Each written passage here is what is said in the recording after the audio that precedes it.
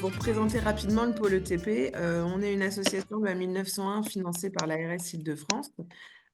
Notre rôle, nous, c'est de permettre le développement de l'éducation thérapeutique en Île-de-France et notamment en ville et en lien avec l'hôpital éventuellement. Euh, voilà, pour faire en gros, on a plusieurs projets pluripartenariaux, notamment autour de l'accompagnement à l'autonomie en santé, des pratiques éducatives dans les milieux libéraux. On a J'entends aussi pas pas mal... bien. Comment? Ah, quelqu'un qui n'a pas coupé son micro.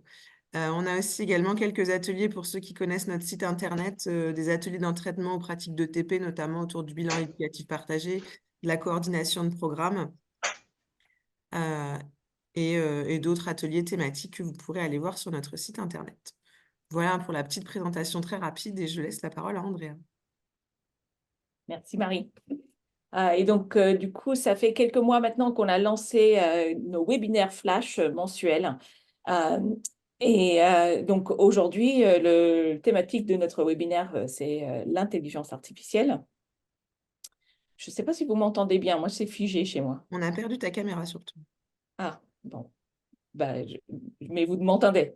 Oui, on Oui. t'entend. Ok, très bien. Donc, c'est vrai que l'intelligence artificielle arrive dans nos vies.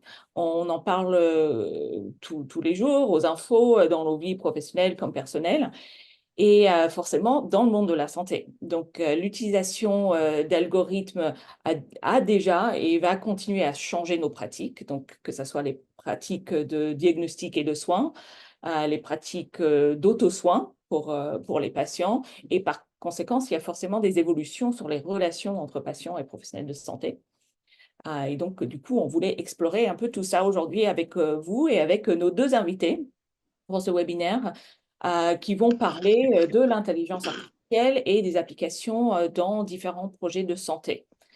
Donc, Antoine, je te donne la parole en premier. Peut-être, est-ce que tu peux te présenter et nous présenter un petit peu les différentes formes d'IA pour commencer? Comme ça, on met quelques définitions sur les sujets qui vont suivre. Ouais, ça marche. Et ben, bonjour à tous. Et merci Andrea pour l'intro. Donc, je suis Antoine Bertrand, je suis patient entrepreneur, cofondateur et CEO de WeBrave, donc au service des patients et des aidants, à travers le développement de méthodes et d'outils pour augmenter leur pouvoir d'agir et améliorer leur qualité de vie en autonomie. Euh, alors, pour les rappels de l'IA, je vais pas faire une présentation détaillée de ce qu'il y a si on en a pour 2 heures, évidemment.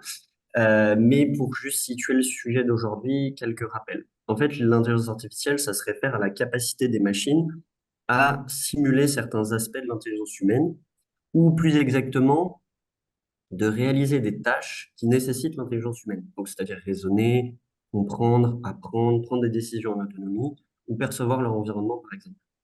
En comparaison, ce qu'on connaissait jusque-là, donc les simples entre guillemets algorithmes, c'est juste une suite floue et non ambiguë d'instructions, pardon, ou de règles à suivre pour résoudre un problème spécifique.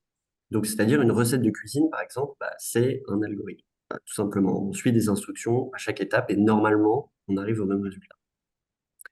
La différence principale entre un algorithme et l'intelligence artificielle, c'est que l'algorithme, c'est une méthode qu'on a dit déterministe et explicite pour réaliser une tâche. Donc, c'est-à-dire qu'un algorithme, aussi complexe soit-il, il suit toujours les mêmes étapes pour produire le même résultat à partir des mêmes données d'entrée, alors que l'intelligence artificielle, bah, c'est une méthode qui est probabiliste et implicite.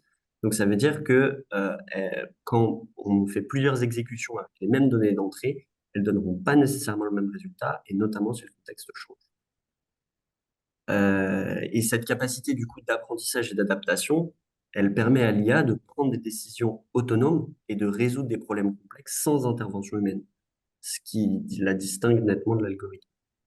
Sachant que depuis tout à l'heure, je dis l'intelligence artificielle, mais en fait, il y en a plusieurs. C'est pas la même intelligence artificielle qui va permettre, je sais pas, la reconnaissance faciale, par exemple, ou la prédiction d'un état de santé, ou enfin de l'évolution d'un état de santé, ou la création de contenu, par exemple. Et donc, c'est plusieurs types d'intelligence artificielle en fonction de ce qu'on cherche à produire comme résultat.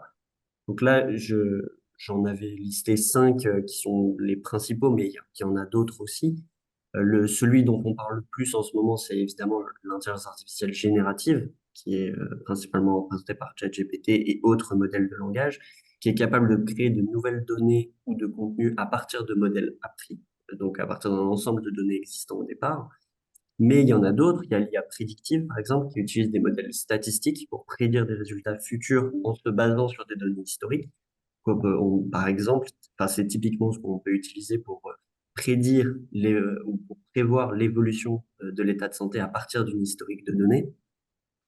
Il y en a un autre un autre type qui est l'intelligence artificielle symbolique, qui manipule des symboles ou des règles logiques pour résoudre des problèmes complexes de manière similaire, entre guillemets, à la pensée humaine.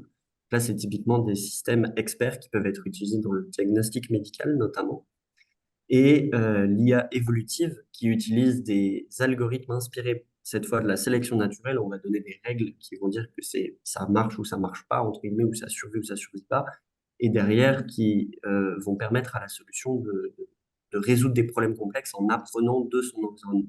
Typiquement des algorithmes génétiques pour utiliser dans des domaines comme la conception de réseaux de neurones. Voilà, c'est un exemple parmi d'autres.